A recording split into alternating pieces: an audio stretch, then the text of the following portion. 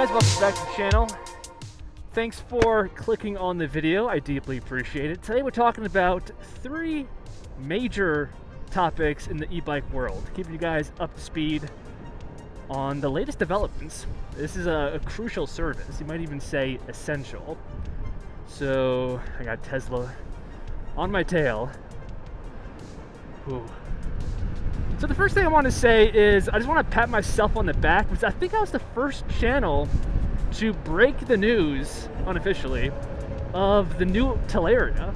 I'm sure you guys saw, but Sir Ronster, he collaborated with Lunicycle to officially kind of make the first video on the brand new Talaria Sting R, aka the MX4 model, which I talked about 2 weeks prior. And after actually seeing the bike via Sir Ronster's video, definitely check out his channel if you guys don't know who I'm talking about. But the bike overall aesthetically looks the same, but it has meaningful upgrades. The big one is that the battery has a larger capacity, the motor is rated for 30% more power, and that's actually a big deal because one thing I never liked about the Sur-Ron, and by extension the old Talaria, is the fact that one, they're expensive, close to 5,000 bucks with shipping and taxes.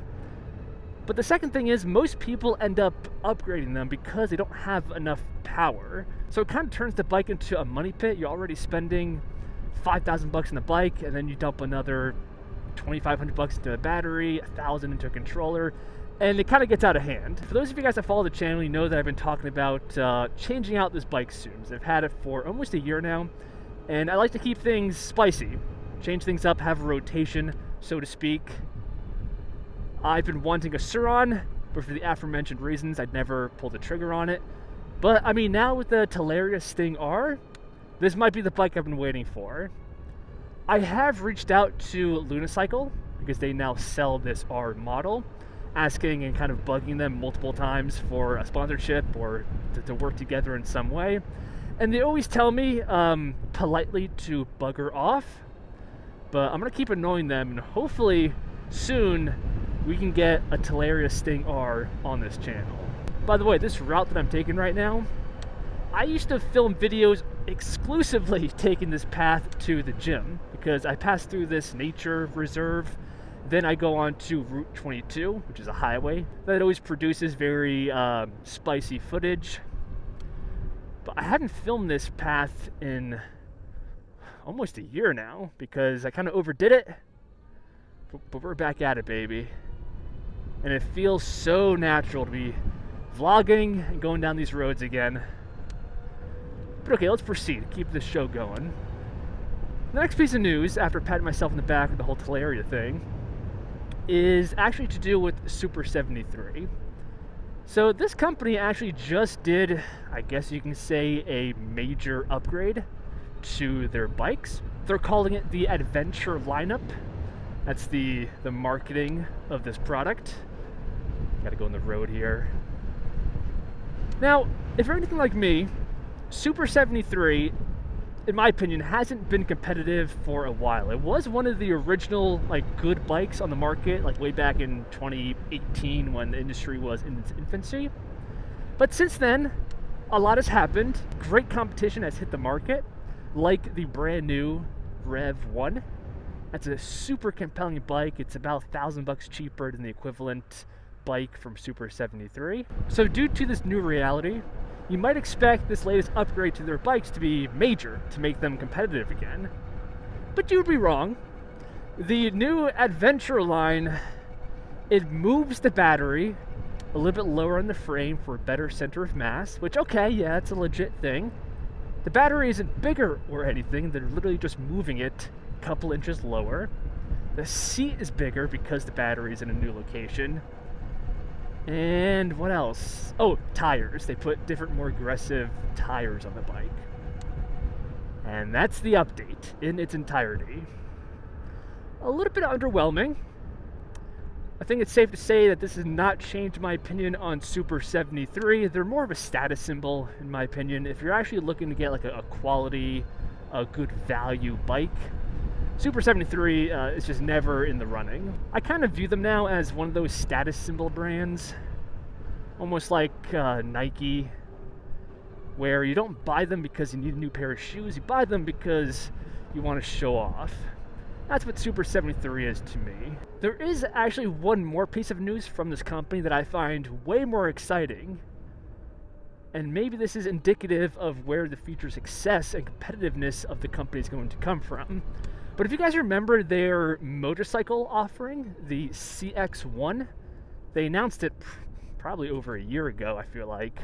It's still not out for sale. It's not going to be out for sale for like another year. But we got a new piece of info on the bike, and it has to do with fast charging. And I gotta hand it to them. This is an amazing feature, piece of engineering, if they can deliver it on their final version of the bike. So, to begin, this bike has a quoted range of somewhere around 100 miles in the city. That means the battery capacity has to be at least 4,000 watt hours. So we're talking a big battery. And the latest piece of info on the charging speed is that this bike can charge that pretty massive battery from 10% to 80% in 15 minutes. They quoted it as adding 70 miles of range in 15 minutes. That's impressive. I think this bike, the CX-1, is shaping out to be an amazing light electric motorcycle. And that's a category I'm pretty excited about. I mean, that's essentially the same category the new Talaria Sting R is in, light electric motorcycles. And just more generally speaking, I think light electric motorcycles are the next subcategory to really blow up in popularity. Of course, names like the CX-1. Personally, I'm very excited for the Huck Stinger S. Here's a photo of it right now. I think this bike has an amazing spec sheet. It looks very good. And this is another one of those bikes that I've been harassing the company via email to send me one. Okay, this is the highway on-ramp. The single most exhilarating point of this ride.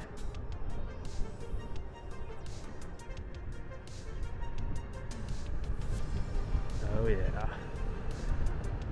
Okay, so to conclude this video, there's one more final story that I want to share with you guys. And this is actually about tax breaks related to electric bikes. So of course, you know, Congress, they've been for years now having tax credits for electric cars. But apparently there's been a few attempts to have similar treatment for electric bikes. And it makes a ton of sense. They're great for the environment, it lessens the burden on roads. And I think more people on bikes, especially electric bikes, is only a good thing. So the latest on this is there's currently a bill going through Congress. Apparently the odds of success are pretty low, unfortunately. But it would give people that make something like less than $150,000 per year up to $1,500 back if they purchase a qualifying e-bike.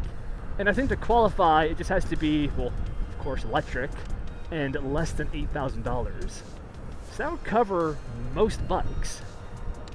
And let me know in the comments, if that existed, a $1,500 tax credit for buying a bike, an e-bike, would that change anything for you guys? Would you buy your first bike, a second bike, something more expensive than you otherwise would have? How would that change the equation for you guys? Let me know in the comments. I am just about at my destination. So that's the end of the video. I hope you guys deeply enjoyed, got some value out of it. I always appreciate a like, subscribing, helps out a lot with the almighty algorithm. And I'll catch you guys in the next one. Keep it real.